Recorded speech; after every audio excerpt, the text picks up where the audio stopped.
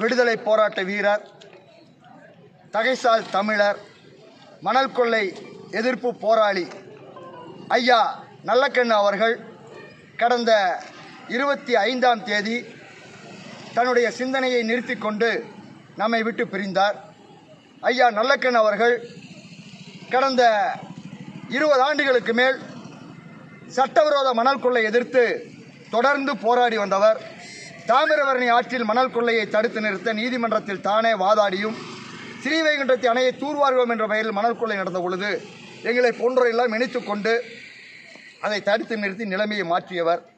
கரூர் மாவட்டத்தில் நொய்யலாறு கலக்கின்ற இடத்திலிருந்து காவிரி ஆற்றில் 5 மணல் குவாரிகள் 2016 அமைக்கப்பட்ட பொழுது காவிரி ஆறு பாதுகாப்பு இயக்கம் என்ற ஒரு அமைப்பு உருவாக காரணமாகவும் அதற்கு தொடர்ந்து வழிகாட்டியாக எங்களோடு கிட்டத்தட்ட 4 ஆண்டு காலம் தொடர்ந்து பயணித்து இங்கே கரூர் மாவட்டத்தில் சட்டவிரோத மணல் குவாரிகளை மூடியது மட்டுமல்ல, அனைத்து மணல் குவாரிகளையும் மூடுவதற்கு காரணமாக இருந்தவர்.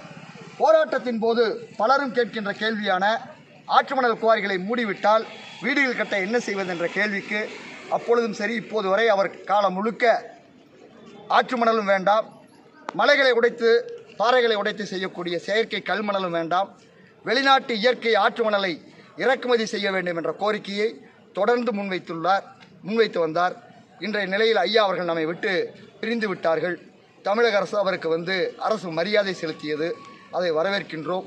ஆனால் ஐயாவுடைய நெஞ்சில் தைத்த முள் போன்ற ஆறுகளை பாதுகாக்கின்ற விதத்தில் வெளிநாட்டு இயற்கை ஆற்று மணலை இறக்குமதி செய் என்ற கோரிக்கையை நிறைவேற்ற வேண்டும் என கேட்டுக்கொள்கிறோம்.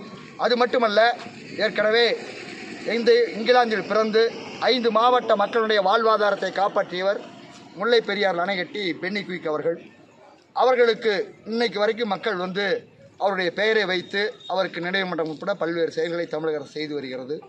அதேபோல் காவிரி ஆற்றில் மணல் கொள்ளையை தடுத்ததன் மூலம் கிட்டத்தட்ட 5 கோடி மக்கள் சுகாதாரமான நீரை பருகுவதற்கும் 15 மாவட்ட மக்களின் விவசாயத்தை பாதுகாக்கவும் காரணமாக இருந்தவர்.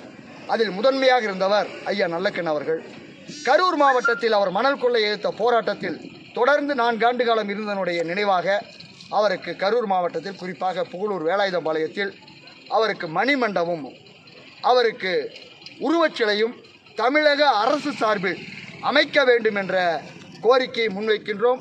தமிழக அரசு அவர் நெஞ்சில் குத்தியுள்ள முள்ளாக உள்ள ஆறுகளை பாதுகாக்க வெளிநாட்டு இயற்கை மணலை இறக்குமதி செய்ய வேண்டும் என்ற கோரிக்கையையும் நிறைவேற்ற வேண்டும் என்று சொல்கிறோம். இது ஏதோ புதிய கோரிக்கை இல்லை. ஏற்கனவே தமிழக அரசு அதிமுக ஆட்சி காலத்திலிருந்து 5 அரசாணைகளை போட்டியிருக்கிறது. இன்றைய தமிழக முதல்வரே 2017 அவருடைய முகநூல் பக்கத்தில் வெளிநாட்டு இயற்கை ஆற்று மணலை இறக்குமதி செய்ய வேண்டும் என்ற கோரிக்கையும் எழுப்பியிருந்தார். எனவே அதை செய்ய வேண்டும். அது மட்டுமல்லாமல் கரூர் மாவட்டத்தில் குறிப்பாக துக்காச்சி கிராமத்தில் ஜே இன்ஃப்ரா என்ற ஒரு தார் பிளான்ட் ஆலைக்கு அனுமதி கொடுத்துருக்காங்க. அந்த ஆலை அமைந்துள்ள இடம் என்பது பெடிஷன் கேட்பீங்க. அந்த ஆலை அமைந்துள்ள இடம் என்பது முழுக்க சுற்றி வீடுகள் இருக்குது. அது கிராம வரைபடத்திலேயே காட்டப்பட்டிருக்கு. இதுதான் பச்சை கலர் தான் அந்த ஆலை. சுற்றி 200 மீட்டர்லேயே 3 வீடுகள் இருக்குது. ஆனால் இங்கே தாசில்தாரும் பிடிஓவும் வீடுகளே இல்லைன்னு சொல்லி ஒரு போலியோ சர்டிஃபிகேட் கொடுத்து அந்த ஆலைக்கு அனுமதி பெற்றிருக்காங்க. எனவே அந்த ஆலைக்கு கொடுத்த அனுமதியை ரத்து செய்வதோடு பொய்யான சான்று கொடுத்த வட்டாட்சியர், புகழூர் வட்டாட்சியர் மற்றும் பரமத்தி பிடிஓ என்று சொல்லக்கூடிய வட்டார வளர்ச்சி அலுவலர் மீது நடவடிக்கை எடுக்க வேண்டும் என்ற கோரிக்கைக்காக நாங்கள் மனு கொடுக்கிறோம்.